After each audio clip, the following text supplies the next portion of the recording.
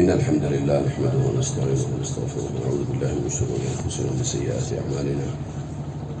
من يهده الله فلا مضل له ومن يضلل فلا هادي له، وأشهد أن لا إله إلا الله وحده لا شريك له، وأشهد أن محمدا عبده ورسوله صلى الله عليه وعلى آله وصحبه أجمعين وسلم تسليما كثيرا. أما بعد، فهذا هو المجلس الثاني فيما يتعلق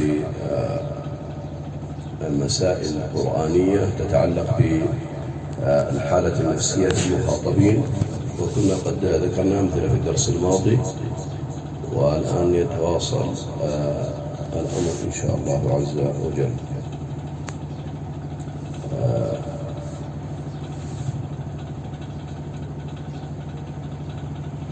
من يعطينا مثالا؟ أحد أعد شيئا؟ نبدأ بما عندنا. في قوله تعالى: يا أيها الناس أنتم الفقراء إلى الله والله الغني الحميد. نعم. قد يتساءل المسافر في أي شيء أنا غني أو أنا محتاج إليه، الجواب يأتي حتى في وجوده، في أي شيء يحب ويأتي بخير.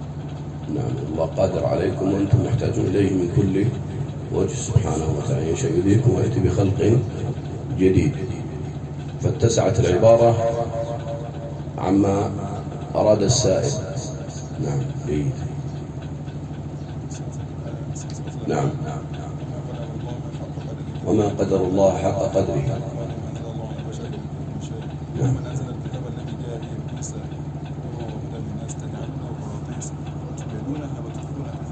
نعم. أنتم أيضا تعرفون الكتاب هذا مع ذلك تكتبون كما قال ما أنزل الله على بشر من شيء. نعم، لأن هنا فضح حقيقته عندما يعترضون. هم في قرارات أنفسهم يعلمون أن هذا الاعتراض باطل، ولهذا حجهم بالكتاب الذي أنزل على موسى عليه الصلاة والسلام، وهم ينتسبون إلى موسى عليه الصلاة والسلام. وهذه دلالة على قضية أكبر، وهي قول الله عز وجل: أفحسبتم أنما خلقناكم عبثا. قال: وما قدر الله حق قدره. هذا كقول جل وعلا: أفحسبتم أنما خلقناكم عبثا. هذا عدم إقدارهم لله جل وعلا حق قدره سبحانه وتعالى، أن يقع في تصورهم أن الله تعالى يخلق الخلق هكذا جزافا ويتركهم سدى تبارك وتعالى. فبين الله تعالى أن هذا الأمر من سوء الظن به سبحانه وتعالى. وما قدر الله حق قدره، قالوا ما أنزل الله على بشر من شيء. إذن كيف يهتدي العباد؟ ولماذا خلقهم الله جل وعلا؟ وكيف سيتعرفون على سبب خلقهم وما المطلوب منهم؟ هذا كله من إساءة الظن بالله جل وعلا، من القدح في الله سبحانه وتعالى. هذا قال: وما قدر الله حق قدره. ثم بين فضحهم بأن القضية فيكم أنتم والهداية نزلت، أنتم تتشهون فيها، تقبلون وتردون، تبدون وتخفون. وهذا أيضا المعنى جاء أيضا في سورة المائدة كذلك، فضحهم جل وعلا بذلك أنهم أيضا يخفون الكتاب ويتلاعبون به. نعم. ولباس التقوى ذلك خير. نعم. نعم. دائما إذا ذكر اللباس، أو غالبا إذا ذكر اللباس، يتبادر إلى أذهان الناس لباس البدن. فالله جل وعلا بين أن هناك لباس أعظم من هذا وأهم من هذا، بل إن لباس البدن متوقف على هذا، لأن اللباس البدن إذا تعرى وخلع عن التقوى ظهر الكاسيات العاريات، وظهر الفساد في الأرض، نسأل الله العافية والسلامة. إذا قال: وريشا ولباس التقوى ذلك خير، يعني هذا هو الأعلى الذي ينبغي أن تلتفتوا إليه. وهذا أيضا متعلق بمسألة الأرزاق كذلك. كثيرا ما يسأل الناس عن مسألة الأرزاق وينسون الرزق الأعظم الأعلى، ولذا سمى الله تعالى رزقا في قوله تبارك وتعالى في الحواميم: أعوذ بالله من الشيطان الرجيم. ممكن نذكر قبل هذا نذكر قول شعيب لقومه: ورزقني منه رزقا حسنا وما أريد أن أخالفكم إلى ما أنهاكم عنه إن أريد إلا الإصلاح ما استطعت وما توفيقي إلا بالله. لكن أيضا في أظن في الجاثية، في أوائل الجاثية، نعم، قال: واختلاف الليل والنهار وما أنزل الله من السماء من رزق. إذا ذكر رزق وتعلق بالسماء، الأكثر يتوهم مسألة المطر لا، هناك رزق أعظم من هذا. الهدايات تنزلت من السماء، كذلك في قوله تعالى وفي السماء رزقكم وما توعدون. أعظم الرزق الذي نزل من السماء هذا الكتاب العزيز، نزل به الروح الأمين على قلبك لتكون من المنذرين بلسان عربي مبين. مسألة الرزاق كثيرا ما يتبادر فيها الذهن إلى قوت الحياة الدنيا لا قوت القلوب، وقوت القلب أهم من قوت البدن، لأن قوت البدن إذا جاء مع قوت القلب صار مباركا، وإذا جاء خالع عن قوت القلب وهو تقوى الله عز وجل صار وبالا على الإنسان والعياذ بالله. ألم ترى الذين بدلوا نعمة الله كفرا وأحلوا قومهم دار البوار جهنم يصلونها. في الآية قال ولو أن أهل القرى آمنوا واتقوا لفتحنا، ربط الإيمان والتقوى بهذه الأرزاق الحياتية، لفتحنا عليهم بركات من السماء والأرض ولكن كذبوا فأخذناهم بما كانوا يكسبون. والله جل وعلا في الآية يقول أم يحسبون أن ما نمدهم به من مال وبنين نسارع لهم في الخيرات بل لا يشعرون هؤلاء مستدرجون سنستدرجهم من حيث لا يعلمون وأملي لهم إن كيدي متين. فكلما كثرت عنده الخيرات قال الله يحبني، الله كذا، الله كذا، فنسي القضية الأساسية أن محبة الله إنما تكون مرغونة بماذا؟ بتحقيق الإيمان والتقوى لله سبحانه وتعالى. نعم.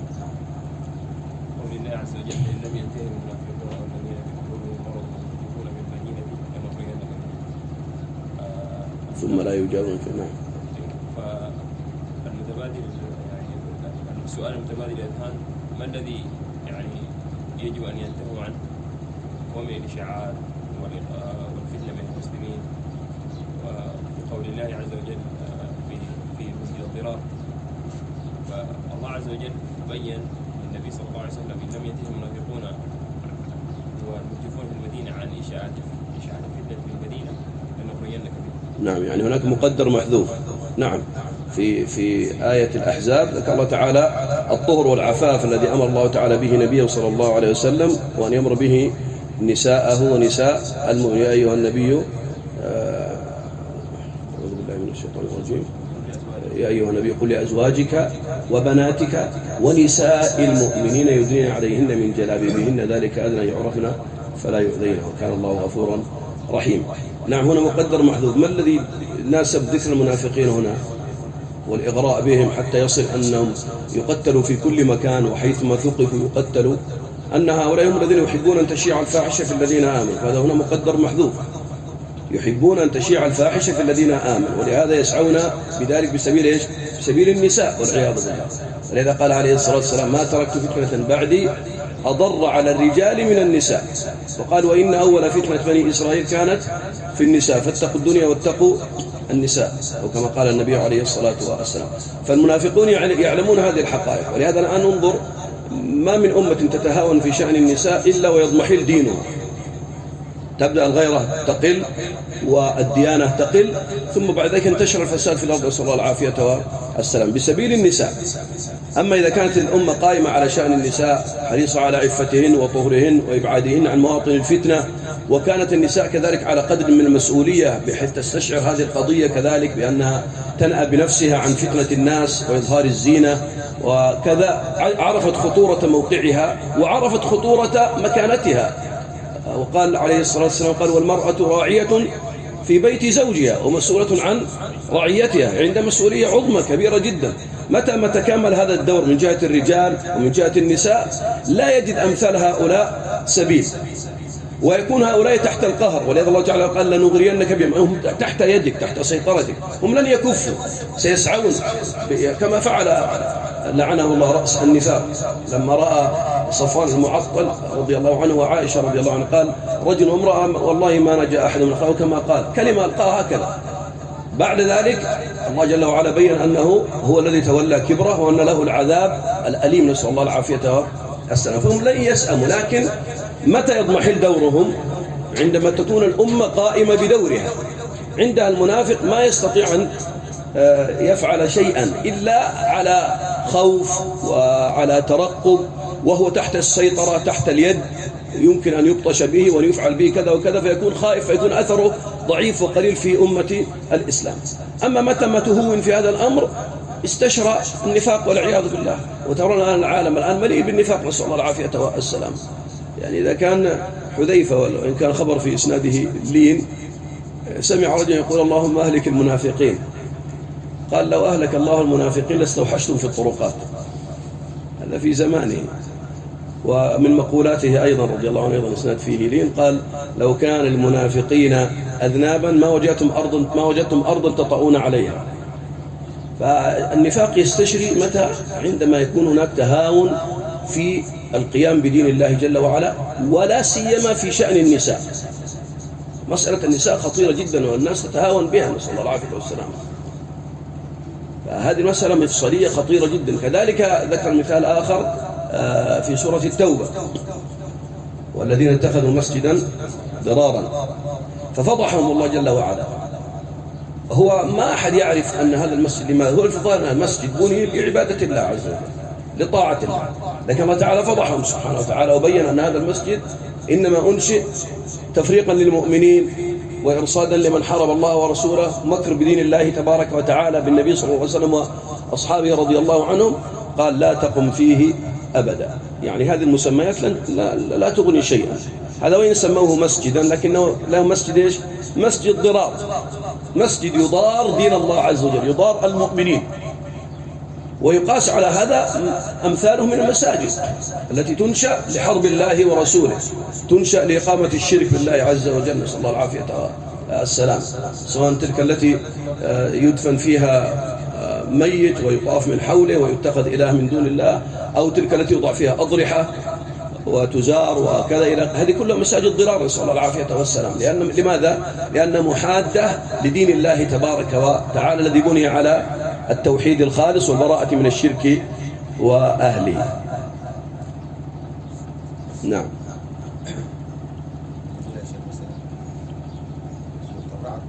نعم. قال ويقول الكافر لولا أنزل عليه آية من ربه. نعم. قال آية فأجاب الله قل إن الله قادر يضل من يشاء نعم. ويهدي إليه من أناب. نعم. قالوا أول الأمر آية، فأخبرهم الله أن الأمر ليس بآية، إنما الأمر هو مسألة الهداية التوفيق. نعم. هذا يعني فيه بعد نفسي حقيقة، أن هذا يريد شيئا ظاهرا بينا ليهتدي به، يريد آية ليتبع بها النبي عليه الصلاة والسلام. فبين الله تعالى حقيقة المسألة أن القضية في الهداية والضلال ليست في الآيات. لماذا؟ لأن الآيات كثيرة من حولك. أنت لو كنت تريد الهداية الآيات كثيرة من حولك، فلما لم تهتدي بالسماوات السبع، السماء التي تراها، بالنجوم؟ لما لم تهتدي بهذه الجبال وبهذه الأرض الواسعة وبما يجري في نفسك وفي أنفسكم أفلا تبصرون؟ هذه كلها آيات. ولهذا يناسب هذا المقام ما جاء في سورة الأنعام في قول الله تبارك وتعالى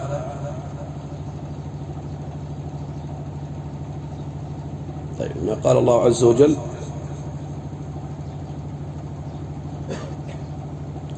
قال وقالوا لولا نزل عليه آية من ربه قل إن الله قادر على أن ينزل آية ولكن أكثرهم لا يعلمون. المشكلة أن القضية ليست في قضية وجود آية من عدمها، القضية في تعاملك مع هذه الآيات أصلا.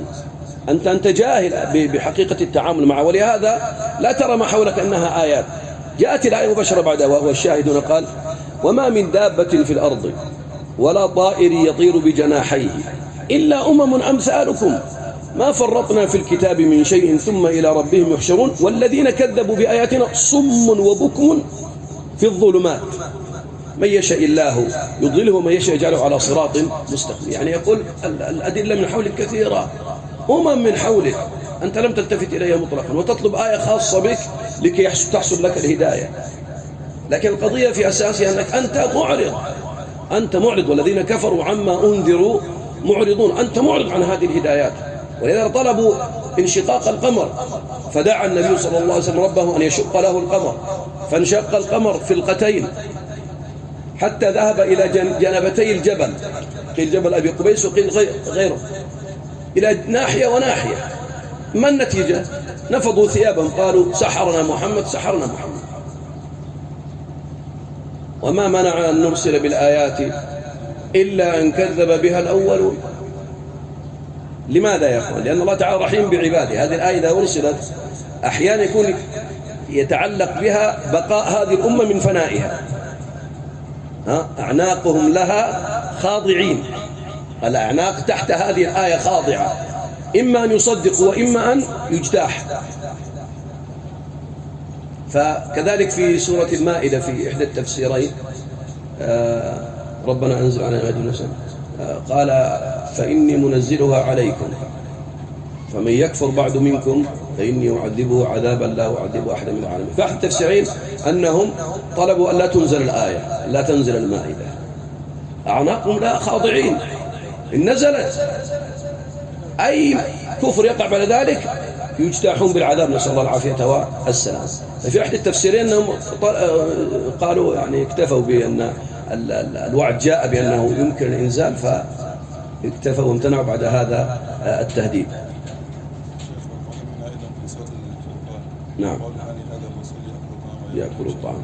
ولذلك جاء الآية وتبارك الذي يشاء على الأخرى من داخل جنته مثل الأنهار ويجعل لها قصورا. لكن هذه هي القضية، بل كذبوا بالساعة. نعم كذبوا بالساعة وكذبوا بالساعة سعيد. نعم صحيح. وهذا كثير في القرآن العظيم. الله تعالى يفضح حقيقة المسألة. هي ليست القضية تحدي بأن آتي لنا جنة، فجر لنا ينبوعا، أسقط علينا السماء كسفا كذا، ليست القضية أنهم لا يرجون لقاء الله. القضية الأساسية أنهم يكذبون بلقاء الله، ولهذا تحملهم هذه الاعتقادات الفاسدة على هذه المعاملات مع الأنبياء والرسل، يتترسون خلفها حتى يقال لما لم يفعل كذا، لو أراد هدايتهم لما لم يأتهم بكذا.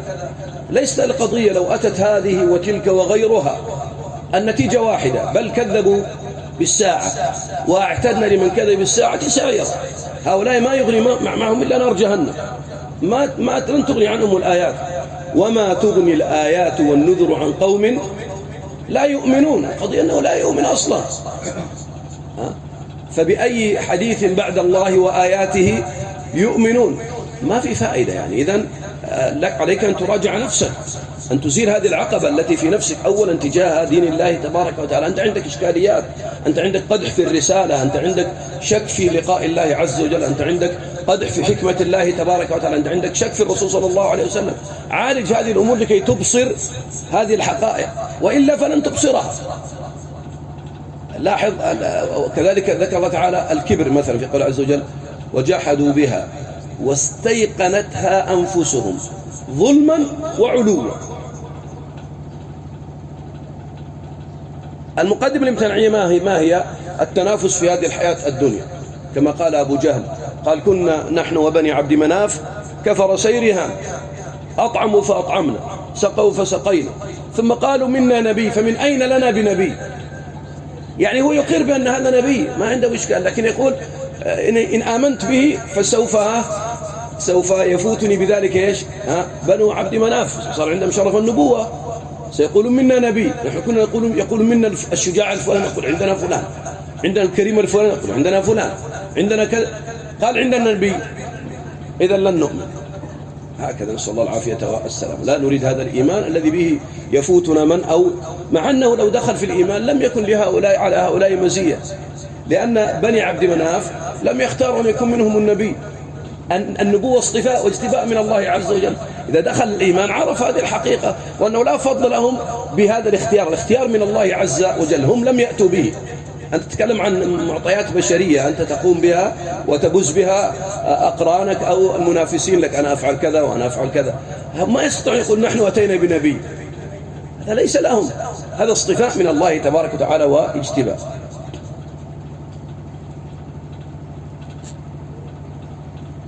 طيب مسألة الأرزاق أيضا في قوله جل وعلا وما خلقت الجن والإنس إلا ليعبدون. الآن مذكور هذا، أنتم عايزين نقعد في المساجد وعايزين أن نترك كذا ونترك كذا ونترك كذا. مسألة الرزاق هي التي يتحرك بها الشيطان كثيرا، ولذلك الله جل عندما يذكر مثلا الإنفاق وكذا يذكر مسألة الرزاق أو يذكر الشيطان. مثلا في سورة البقرة مثلا عندما أمر جل وعلا أن ينفقوا في أواخر السورة، ماذا قال جل بعد؟ قال الشيطان يعدكم الفقر. هذه القضية انتبه لها. الشيطان يعدكم الفقر ويأمركم بالفحشاء، يجعل المجال والخلاص وحل الإشكالية من هذا الفقر أو من هذا الاقتصاد في ماذا؟ في نشر الفحشاء. وهذا الذي يجري الآن. تريدون رغد عيش؟ طاوع المجتمع الدولي، اقبلوا اتفاقية سيداو، يفعلوا كذا، يفتحوا ملاهي، أفسحوا للنساء، الحريات هذا كيد الشيطان نفسه تماما. ثم قال بعد ايش؟ والله يعدكم مغفرة منه وفضلا والله واسع عليم. الشيطان ما عنده شيء، الكل عند الله عز وجل سبحانه وتعالى. الله هو الواسع العليم، عليم بما يصلحكم في مقابلة مكر الشيطان وغرور الشيطان واستفزاز الشيطان. واستفزز من استطعت منهم بصوتك وأجلب عليهم بخيلك ورجلك وشاركهم في الأموال والأولاد وعدهم وما يعدهم الشيطان إلا غرورا. كل الذي يجري الآن هذا غرور الشيطان لا أكثر ولا أقل، لكنه الاستدراج من الله تبارك وتعالى، لأنها أسباب تتكامل عند الله سبحانه وتعالى، ثم يأتي بعد ذلك له تحق كلمة العذاب، نسأل الله العافية والسلام. فهنا قال الشيطان يعدكم الفقر ويأمركم بالفحشاء. دائما الشيطان يربط مسألة الأرزاق والاقتصاد بمسألة الشهوات والمحرمات والفواحش، لكي يجعلك عبدا تابعا له. تريد الخلاص، تريد كذا، افعل كذا افعل كذا. لا. إذا أويت إلى الله عز وجل وجدت سعة الفضل والعطاء من عنده سبحانه وتعالى جل الله في علا. لكن القضية في اليقين. أفحكم الجاهلية يبغون ومن أحسن من الله حكما لقوم يوقنون. القضية في اليقين. الشيطان يتلاعب بيقينك هذا. الآن لو تسأل الطواغيت من أحسن حكما يقول الله. طيب تقول أنت تحفظ سورة التين؟ يقول نعم اقرأ سورة التين. آخر إيش؟ أليس الله بأحكم الحاكمين؟ طيب هو يقرأ هذه الآية. طيب أين أحكم الحاكمين في حياتك الآن، في طغيانك، في حكمك الآن؟ لكن الشيطان هناك يخوفه والاحذر إن أطعت هؤلاء كذا، نفس طريقة المنافقين من قبل. ما وعدنا الله ورسوله إلا غرورا. يقلب الشيء الحقيقي غرور، والشيء الغرور حقيقي. لاحظ الله جل وعلا يبين أن الذي عند الشيطان غرور، والذي عنده هو الحق سبحانه وتعالى جل الله في علاه. تنقلب المسألة تماما، يقول لك لا هذا غرور، يغرونكم يخدعونكم، لا تطيعوهم، سوف يحصل كذا ويقع كذا ويقع كذا. ثم يذهب ويصدق إبليس والعياذ بالله بغروره، نسأل الله العافية والسلام. طيب في هذه الآية في آخر سورة الذاريات قال وما خلقت الجن والإنس إلا ليعبدون ما أريد منهم من رزق وما أريد أن يطعمون إن الله هو الرزاق. جاء باسم بصيغة الامتلاء والسعة. إن الله هو الرزاق هناك الرازق، هناك الرزاق، وكل أسماء لله تبارك وتعالى الله في علاه. الرزاق ذو القوة المتين. يقرنها مع الآية هناك ما يفتح الله للناس من رحمة فلا ممسك لها وما يمسك فلا مرسل له من بعده وهو العزيز الحكيم. لاحظ مباشرة يطمئنك على مسألة الرزق التي يتلاعب بها الشيطان. الشيطان كما تقدم يتلاعب بهذه القضية، كيف ستأكل، من أين ستشرب، أين تسكن، من أين ستنفق، من أين كذا. لاحظ. ولهذا كمال الإيمان في كمال معرفة أسماء الله تعالى وصفاته تبارك وتعالى ومعاملة الله تبارك وتعالى، لذلك جل الله في علاه. أيضا في قوله عز وجل حيث تجد في القرآن مثلا يبسط الرزق لمن يشاء. لا راجع هذه المواطن تجد أن هناك إرجاف شيطاني، وأن هناك عمل شيطاني يحاول أن يزعزع به نفوس الناس تجاه الأرزاق. إن أطعناك ماذا سيحصل لنا؟ لاحظ. فترى الذين في قلوبهم مرض يقولون نخشى أن تصيبنا دائرة فعسى الله أن يأتي بالفتح وأمر من عنده فيصبحوا على ما أسروا في أنفسهم نادمين. فالله تعالى يكشف هذه الحقائق لهم. وكذلك الناس الآن إذا صدقوا هذا الطغيان وهذا الشيطان حل بهم ضد ما يعيدهم به تماما. الآن تجد بلاد فيها مليئة بالمقدرات وفيها مسغبة وفاقة وحاجة وزعزعة أمن وما السبب؟ غرور الشيطان. تجد دول متقدمة يهلكها الله تبارك وتعالى، ما السبب؟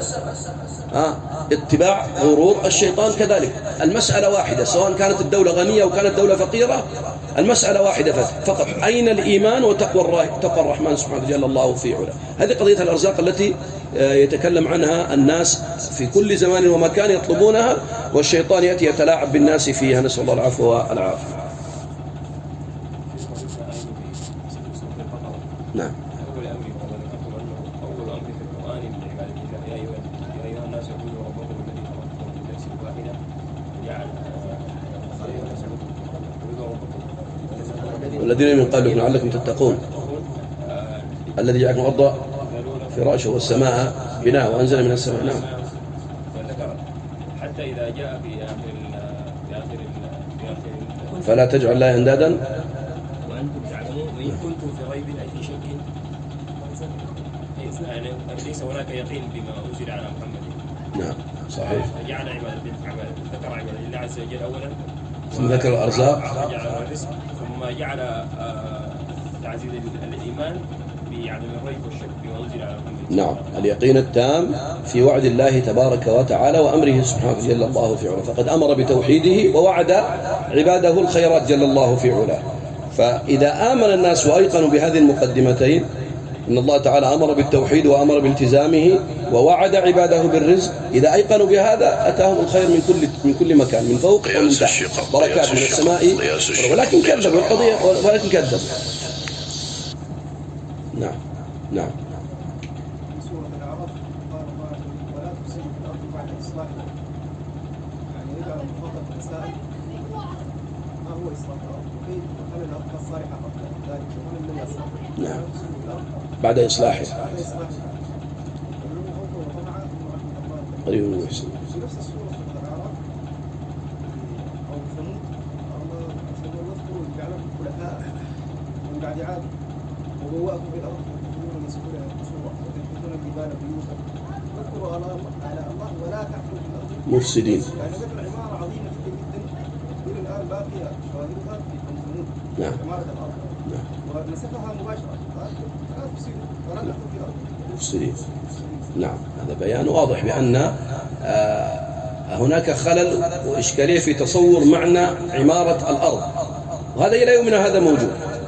ولهذا بعضهم يستدل حتى بالآية قال واستعمركم فيها، يقول مقصود بها العمارة ليس هذه القضية الأساسية. الاستعمار في الأرض أساسا بإقامة الدين لله رب العالمين، هذه حقيقة عمارة الأرض، وإن كنت تأكل قليلا وتعيش شرف العيش. ولهذا الصحابة رضي الله عنهم كان كثير منهم في فقر شديد، والأحاديث تبين هذه الحقائق. أولكلكم ثوبان لتلبسها أختها من ثوبها، هذا في يوم عيد. التمرة يتناوبون عليها ويأخذونه ويمصونه، ومع ذلك حق عليهم أنهم كانوا يعمرون الأرض، وأن الأرض كانت عامرة. بماذا؟ بطاعة الله عز وجل. وهنا ضرب بقوم عاد إرم ذات العماد التي لم يخلق مثلها في البلاد، وهذه الآية عامة، لا أمريكا ولا غير أمريكا، لم يخلق مثلها في البلاد. الخبير الذي خلق الخلق ويرثه سبحانه وتعالى جل الله في علاه أخبر بهذه الحقيقة. والآن بدأت الاكتشافات تظهر بأن الأقوام كان عندهم آلات وإمكانات وطاقات، حتى الكهرباء هذه قديمة جدا. الآن في بحث نزل قبل أيام أن الأهرامات هذه كانت مولدات طاقة كهربائية وغير كهربائية كذلك، مولدات طاقة، إشارات نحو ذلك بطريقة معينة. يعني القوم وصلوا شيئا عظيما كما في سورة الأحقاف، ولقد مكناهم فيما إن مكناكم فيه وجعلنا لهم سمعا وأبصارا وأفئدة، يعني عمروها، لكن ليست هذه العمارة. سمعا وأبصارا وأفئدة، فما أغنى عنهم سمعهم ولا أبصارهم ولا أفئدتهم إذ كانوا يجحدون بآيات الله وحاق بهم ما كانوا به يستهزئون. هذه القضية. ولقد أهلكنا ما حولكم من القرى وصرفنا آيات العالم المرجوة. فتصور العمارة هذه فتنة من الشيطان في هذا الزمان وفي كل زمان، يعني يجعل القضية أنه إذا كان عندك مال كثير، عندك اقتصاد قوي، عندك عمائر ناطحات سحاب، عندك إمكانات في اتصالات وكذا وكذا، فهذه العمارة المطلوبة في الأرض. ليس كذلك. الله تعالى ضرب الأمثلة بأقوام عمروا الأرض أكثر مما عمرناها، قال أكثر مما عمروها، أليس كذلك؟ لماذا؟ توهموا أن هذه العمارة المطلوبة. عاد ضرب الله جل وعلا بهم مثال. ثمود الذين جابوا الصخر بالواد، نحتوا الصخور، نحتوا الجبال. اذهبوا الآن متفكرين، لا سائحين مارين، لا جالسين بديار قوم ثمود، مدائن صالح. انظروا، عجب عجب، الغرف كبيرة من الداخل وأرفف يعني نحت ما نسميه نحن الآن الدولاب وكذا. هذا في الجبال يا إخوان. بأي آلات بأصابعهم نحتوها؟ لو قلنا بأصابعهم لعلمنا أنهم كان عندهم قدرات أكثر منا بآلاف المرات. لو قلنا آلات وصلوا لما لم نصل إليه إلى الآن. عجائب في مدائن صالحة. طيب ماذا فعل الله تعالى بهم؟ ترك آثارهم قائمة شاهدة. فتلك العمارة في ذلك الزمان كناطحات السحاب الآن. يعني عندما ترى أقوام فرغوا من الأرض من سهولها وأخذوا ينخرون جبالها ليقطنوها ويسكنوا فيها ويتخذون مساكن، تعرف قدر الحجم والقوة التي كانت عندهم. عاد أتبنون بكل، لاحظ ما استثنوا ريعا، الريع المرتفع من الأرض، فرغوا من الوديان والسهول والأرض المبسطة، فرغوا منها، بدأوا يقولون الشواهر، كل ريع أي منطقة مرتفعة يجعلون فيها آية من الآيات، شيء يأخذ بالألباب والأبصار. ثم ماذا كانت النتيجة؟ دمرهم الله جل وعلا. ما زال الشيطان معهم بغرور حتى قال من أشد منا قوة. أولم يروا أن الله الذي خلقهم هو أشد منهم قوة. نسوا هذه الحقيقة. الشيطان تدرج بهم بالغرور حتى نسوا الله والعياذ، نسأل الله العافية والسلام. كذلك قارون ظن أن العمارة تكون بكثرة الأموال. ماذا انتهى بالأمر؟ وقومه يعظونه، أهل الإيمان وأهل العلم يعظونه، لا يلتفت إليهم. إنما أوتيته على علم عندي. أولم يعلم أن الله قد أهلك من قبله من القرون من هو أشد منه قوة وأكثر جمعا. أشد منك قوة وأكثر منك جمعا، أين هم؟ اعتبر. لكن ما استفاد، مضى كما هو إلى أن خسف الله تعالى به وبداره الأرض، نسأل الله العافية والسلام.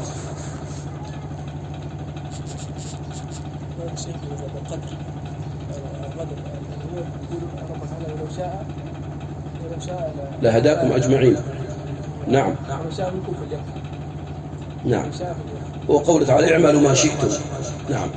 فهذه الآيات ترد على التوهمات الجاهلية في مسألة القدر. فإن هناك أقوام يحتجوا بنفس القدر على المضي قدما في الكفر والشرك والمعاصي. لو شاء الله ما عبدنا من دونه من شيء، لو شاء الله ما أشركنا ولا آباؤنا، لو شاء الله لو هكذا، مع أنهم يعلمون أن هناك خيار آخر لا يلتفتون إليه. وفضحتهم الآيات في سورة الأنعام. سيقول الذين أشركوا لو شاء الله ما أشركنا ولا آباؤنا ولا حرمنا من شيء. كذلك كذب، سماه تكذيب. هذا تكذيب لماذا؟ لأن الله تعالى لم يخبر بأن هذه هي الخطة الوحيدة. هناك خيار آخر، أنتم تكذبون على الله جل وعلا، تبدون وتخفون، تظهرون ما تشتهون. كذلك كذب الذين من قبلهم حتى أتاهم حتى ذاقوا بأسنا. قل هل عندكم من علم، دعونا من الظنون والكذب، عندكم علم فتخرجوه لنا؟ إن تتبعون إلا الظن وإن أنتم إلا تخرصون. جاء الخيار الآخر، قال قل فلله، رد عليهم قل لهم أين الخيار الآخر؟ قل فلله الحجة البالغة فلو شاء لهداكم أجمعين. هذا الخيار الثاني. أنت قدرت أن الله تعالى شاء لك الكفر والزندقة والبقاء مع النفاق والمعاصي، تريد أن تمضي معها قدما بدعوى القدر. طيب أليس في القدر أن الله تعالى سيهدي أقواما وسيصلح من حالهم وبالهم ويحسن خاتمتهم ويدخلهم جنات النعيم؟ صلى الله من فضله العظيم، هذا موجود. فلماذا اخترتم هذا؟ بسوء ظنكم بالله تبارك وتعالى. ولذا قال فلا تشهد معهم، هؤلاء كذب، أصحاب سوء ظن بالله تبارك وتعالى. فهذه الآيات تفضح حقيقة التعامل مع القدر، أن من أراد أن يمضي قدما في معاصيه وشركه وضلاله سيركب موجة القدر، يقول قدر الله ما شاء فعل. والله طيب قدر الله ما شاء، هذا فيما مضى. طيب فيما استقبلت، لماذا أنت ما زلت ماضيا أمام اتجاه المعاصي، اتجاه البعد عن الهدايات، الحرص على الوقوع في المنكرات والكفريات؟ لماذا؟ نعم قبلنا منك ما مضى، قلنا أنت احتججت بالقدر قلت قدر الله ما شاء فعل. يا فلان لماذا فعلت كذا ولما فعلت كذا وكذا وكذا؟ يقول قدر الله ما شاء فعل. نقول حسن وما ستستقبل؟ يقول كذلك قدر الله ما شاء فعل. إذن هو فيما مضى قدر الله ما شاء فعل، وفيما سيأتي قدر الله لأن لا نريد أن أصلا يترك ما هو عليه من حياة، نسأل الله العافية والسلامة. فالله تعالى قال قل فلله الحجة البالغة. ما هي؟ فلو شاء لهداكم أجمعين. أنتم قلتم لو شاء الله ما أشركوا، هنا قال لو شاء الله لهداكم أجمعين. ثم يأتي السؤال هل اطلعتم على اللوح المحفوظ لتروا أي المشيئتين حقت عليكم؟ يعني هناك مشيئة أن تضل، هناك مشيئة أن تهتدي. هل اطلعت على اللوح المحفوظ لترى حالك فيه؟ الجواب لا. إذا ما الذي يجري؟ اتباع الظن، مجرد اتباع الظن. طيب أين الحق واليقين؟ في الكتاب والسنة بين يديك. الله تعالى يهديك ويبين لك، وأنزل الكتاب وأرسل الرسول، حق يقيني بين يديك. تترك وتقول ما أدراك أكون أنا من الضالين، ما أدراك أنا أكون من الهادين، نسأل الله العافية والسلام. انتبه، فهذه المسألة هنا الله تعالى يحج بها هؤلاء ومن بعدهم الذين يريدون يتمادوا في المعاصي والمنكرات محتجين بمسألة القدر. وإذا الله تعالى يعامل العبد من جنس اعتقاده فيه ومعاملته به، كما جاء في الصحيح أنا عند ظن عبدي بي، أنا عند ظن عبدي بي. قال الحسن العبد الصالح أحسن الظن بربه فأحسن العمل، والعبد الطالح أساء الظن بربه فأساء العمل. أساء الظن بربه أنه لن يهديه.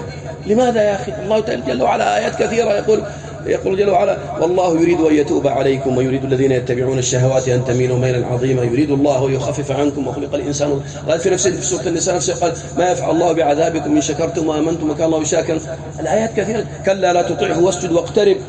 الآيات كثيرة تدل على هذه المعاني. الله تعالى رحيم بعباده.